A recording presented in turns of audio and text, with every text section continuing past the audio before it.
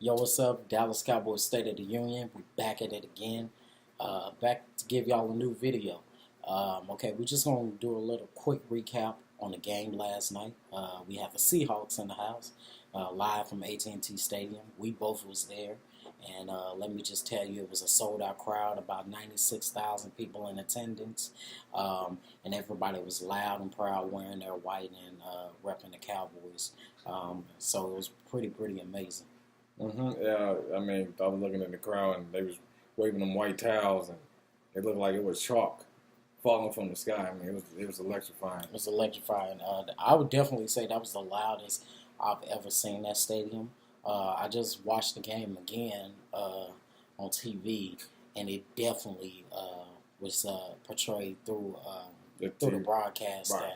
that we was definitely in that thing. We was definitely being loud because Pete Carroll has said some things earlier this week or whatnot, so we had to come and really give that home advantage. But other than that, it was a hard-fought game. Started out slow on both sides of the ball. First half was dominated by their defense. Our first drive, we marched down the field, stalled in the red zone. And after that, we went back down the field, went for a 58-yard field goal, missed it, of course.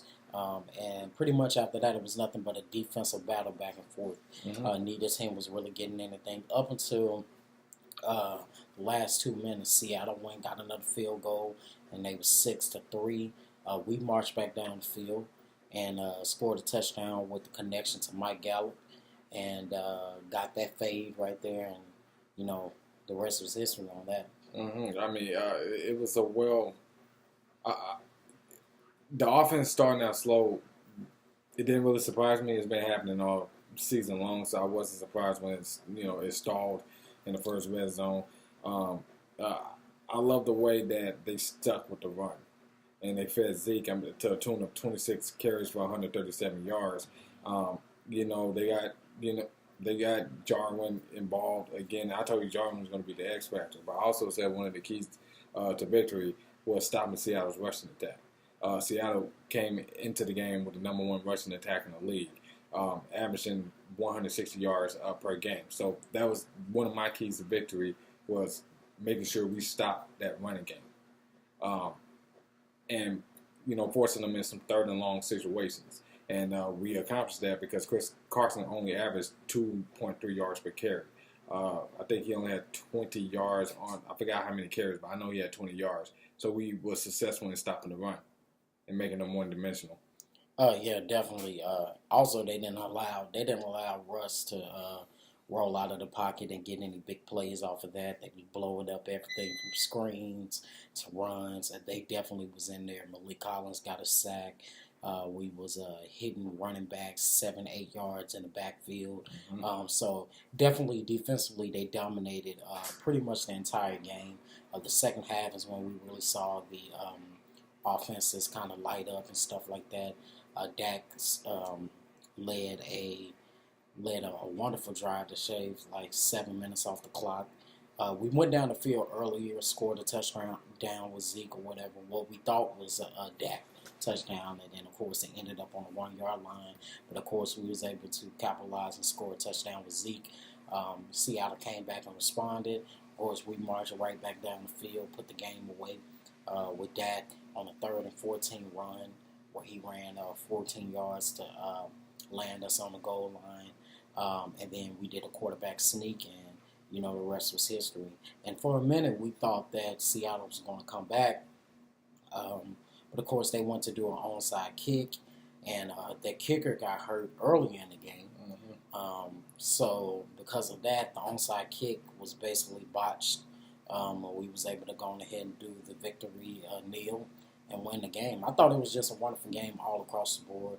I think this team fought hard, and I think this is the first time where we're actually seeing people eat crow about Dak Prescott. A lot of people said, okay, well, when the time comes, everybody had us one and done, had us basically out of this thing, and Dak came up and he showed up for the occasion. So I got a new nickname for Dak. Dak Post Scott. Dak Post Scott. Dak Post Scott. because he thrives in the postseason. Not saying that he doesn't thrive in the regular season as well. Okay, But Dak Prescott, man, because you know the game that we won yesterday was his 15th game winning drive. Mm-hmm.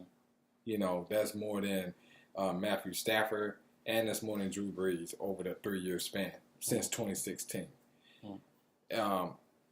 And now, you know, we're getting ready for the matchup against LA. Yeah, I think we match up well against them. I honestly wanted the Eagles to win this game against the Bears. I thought the Bears had it. But yeah, I think we match up very well against the Rams. I think that their team doesn't play a lot of defense. Their team is very high-octane offense. And I think that the way our defense is playing, we should be able to contain them. And hopefully we can make enough plays offensively to really kind of win in time of possession, basically muddy up the game, and make them beat us by flinging the ball. Yeah. So you look at those matchups. I think we got matchups across the board that's going to be better. Zeke looked fresh against Seattle. I mean, the dude went off on a couple of 30, 40-yard runs, and I mean that stiff arm. Yeah, the stiff arm basically just solidifying that, hey, I'm the baddest man in the NFL right now. Yeah, I was just proud of them. I think that the Rams game, of course, is going to be tough because it's the playoffs. Anything can happen. But I think that they match up really well against the Rams, and I would love to play the Rams next and hopefully get a victory with the Rams. And then if we do have to face, whether it be the Eagles or whether it be the Saints, I hope that can give us an extra boost of confidence to feel like, hey, even if we have to go to the Dome, we can handle business, or if we have to come back here and win against the Eagles again, then we can come back home and handle business. Right. So yeah, I love that matchup. I think we're going to do well in it. And I just think that this is the time that people need to start taking this Cowboys team seriously. You know, basically this team, and this is another thing, we gotta now stop. We gotta really look at the kind of coach that we have. Everybody always saying, man, I can't stand Jason Garrett, but at the end of the day, he took this team from being 3-5. They won 7 out of their last 8 games. They just won another playoff game after starting 3-5. And they're going to the divisional round. Everybody had them one and done and stuff like that. So you have to give credit to Jason Garrett. This doesn't happen without him. It's not like these players are just sitting there and they making this stuff happen by themselves. No, at the end of the day, they have to continue to buy in and believe in what Jason Garrett is preaching, and it's showing out there on the field because his team never gives up. Even when there was a pick in the end zone that came out the hands of Noah Brown, that was like a PI, and that should have been called. That should have been called. There was a lot of calls that should have been made. I mean, I saw some the holding on 4th and 6. Yeah, I saw some holding on Tank multiple times where he's literally getting choked hold, and it didn't get called. But luckily, I feel like the refs made up for it. But at the same time, they stayed out of the game. They kind of stayed out of the game and let them really play ball. Yeah, like, hey, we're not going to let the penalties, we're not going to let the penalties win the game for whichever respective party. Right. Basically, they didn't want the game left in their hands because we already know how that situation goes when the game is left in the ref hand. When it comes to the Rams, I say the key is stopping Ty Gurley. Right. Ty Gurley, I think he's limited, or he was hurt. He didn't play the last week of the season, so he has an extra week of rest. I think the key is stopping Ty Gurley, and because Ty Gurley sets up play action, he sets up the deep bombs and stuff like that. I think we can stop Ty Gurley, we can stop the Rams. Also, our offensive line is going to have their work cut out for him, because you're facing Sue, you're facing Aaron Donald, who I think is the MVP of the league. If we're talking about this is definitely going to be a game I think we can solidify through the run, but at the same time, this is going to be a big game. Just for Dak as far as passing goes. We're going to have to incorporate more passing in this game than we did in other ones. Just to make the defense play a little bit honest, because you already know not only are you going up against that front four, which is stout, but at the same time, they're going to still load 8, 9 men in the box and try to stop Zeke and try to not to get that going. So this might be a game where instead of the run opening up the play action, maybe the pass sets up the run, and then basically if we can get ahead early and score. And I think the key for victory this whole playoffs, if Dallas really wants to truly make a run for the Super Bowl, you have to score early and often. That's going to be the formula. This team is not a good team to play from behind. This team can play from behind, but you can't be from behind 2-3 possessions. It's just not possible. Now, with that being said, you have to score early and often. That way you can set up the run, and that way you can drown out the clock. So the first 2 quarters are actually very pivotal, unless your defense is able to keep you in the game. And I do believe that we have a stout defense that even if we start off slow offensively against the Rams, I feel like they'll shut down the Rams' offense good enough to kind of keep it respectable so we can kind of stay ahead of the chains or keep it on an even playing field. And to your point about, the offense not built to play from behind, you're right. The scheme is not really meant for, for this Cowboys team to play from behind. It's more they have to stay ahead of the chains and, one penalty or one incompletion can, derail it. So, you almost have to, I would say, literally be perfect, but the margin of error is small. Yeah, no, it's very small. It's very small. I think the margin of error is small just because it's the playoffs. At the end of the day, every mistake counts. Right. I will say that what I loved about this team, they was very disciplined. We didn't get a whole lot of flags offensively. I mean, we had a couple, and it's given that stuff's going to happen. You're going to have somebody holding or whatever the case may be.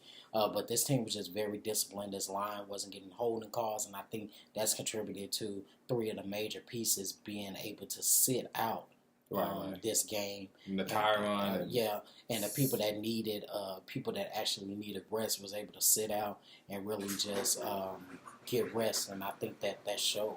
I think that our tight ends were disciplined. I think this team all over was disciplined this game. And that's exactly what they need going forward if they really want to make a run. Exactly. And the matchup that one of the storylines that I'm going to be monitoring all week is Connor Williams and Xavier Su'a-Filo. I think if Su'a-Filo is healthy, I think they're going to insert him in because, like I mentioned, that Rams D-line is stacked. I mean, you got Brockers, you got Sue, you got Aaron Donald. You need big guys. You need big guys. Right, you need big guys for strength. And like I said, this is not a knock on Connor. I think Connor eventually will be a full-time starter once he gets his strength up. But as of right now, you got to recognize the personnel you have.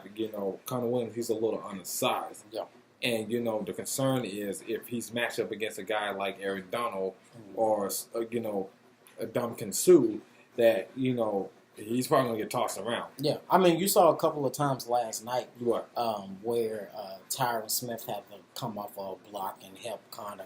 And you could tell that continuity is just not the same there. Right. And I think a lot of it, like you said, has to do with him being undersized. It's a difference when Connor Williams is playing right guard and Zach Martin's not there because at the end of the day, you got a big Joe Looney and a big Lyle Collins in front of you. And Tyron Smith don't have to really worry. Yeah, and Tyron Smith really don't have to worry. But when you're talking about that left side, Tyron Smith is mostly responsible for protecting Dak's blind side. Yeah, for protecting Dak's blind side. So because of that, he can't focus on protecting Dak's blind side and focus on helping Connor come off of a block or whatever the case may be. So yeah, no, I definitely say if Su'a-Filo's really ready to go, then you're going ahead and plug him in, plug and play. Also, shout out to Alan Hearns. Hope he gets well. Apparently, he's already in. I think he's already had surgery and stuff like that, so he's in good spirits. And they say he'll be ready by week 1 of next season, so that's very good news. Season, so that's really, it was almost a Gordon Hayward. It was definitely a Gordon Hayward injury. He had a dislocated ankle, but they rallied against him and they won this game for him. So with that being said, listen here, this team got it. Okay, so a whole lot of people got to eat crow, but this team has a shot. Just like any other team. We saw the Bears got knocked out first round. Crazy game. Crazy game. That's a crazy game. But yeah, this team got it. So it's one of those things where I look at Cowboys Nation. We just got to rally around the troops. This is a team that we got. We got to rally around the troops and try to get to this championship. Take it one game at a time, but let's go out here and try to get this victory.